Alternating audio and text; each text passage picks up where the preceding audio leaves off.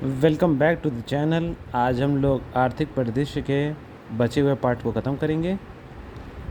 इसके पहले के पार्ट को, स्पीडी करंट अफेयर के पार्ट को इसी चैनल पे पढ़ा के छोड़ा हुआ है मैंने।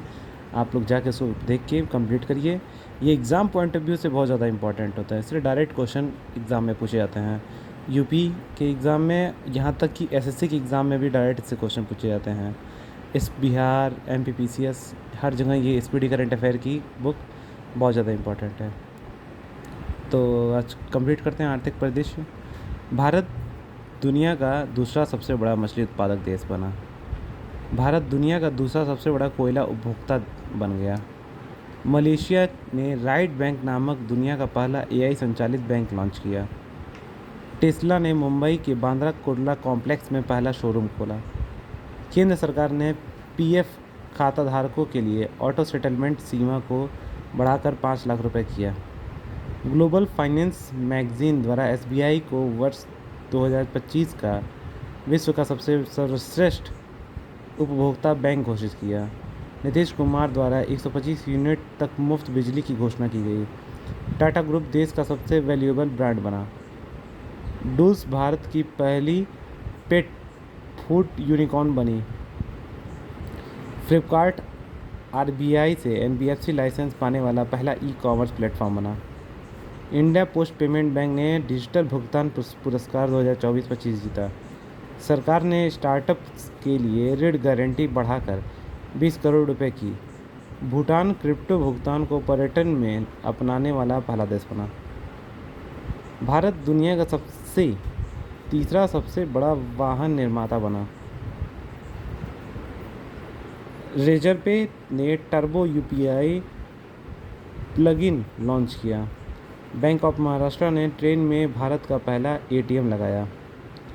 ये वाला पॉइंट बैंक ऑफ महाराष्ट्र वाला, ये रेलवेज एग्ज़ाम के लिए इम्पोर्टेंट है। भारत विश्व का दूसरा सबसे बड़ा चाय निर्यातक बन गया। शंघाई शहर एशिया के अरबपतियों की राजधानी बन गया। जुसपे 2025 में भारत की पहली यूनिकॉर्न कंपनी बनी। JSW स्टील दुनिया की सबसे बड़ी स्टील कंपनी बनी। 2000 रुपये से अधिक के यूपीआई लेन देन पर कोई जीएसटी नहीं लगेगा। अमेरिका चौथे साल भी भारत का सबसे बड़ा व्यापारिक साझेदार बना। एसबीआई ने वैकल्पिक बैंकिंग के लिए ग्राहक मित्र तैनात किया। एसबीआई ने नई दरों के साथ अमर वृष्टि एफडी योजना को पुनर्जीवित किया।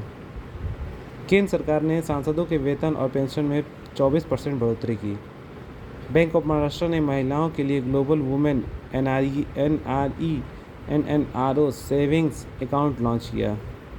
डीएमआरसी ने ब्लू डॉट के साथ शहरी माल ढुलाई सेवा शुरू की। आरबीआई सेंट्रल बैंकिंग द्वारा डिजिटल परिवर्तन पुरस्कार से सम्मानित किया। आईआरसीटीसी और आईआरएफसी 24वें और 25वें नवरत्न कंपनी बन गए। बिम्स्टेक ने डिजिटल करेंसी बिमकॉम की नई शुरुआत की। भारत 2027 तक उच्च आय वाला देश बनेगा। भारतीय रिजर्व बैंक ने आरबीआई टाटा ऐप लॉन्च किया। एलआईसी ने वन मैन ऑफिस ऑनलाइन सेवा शुरू की। आईडीएफसी फर्स्ट बैंक ने अमिताभ बच्चन का डिजिटल अवतार लॉन्च किया। टाटा एआईए इंश्योरेंस ने शुभ मुहूर्त नामक जीवन बीमा समाधान लॉन्च किया।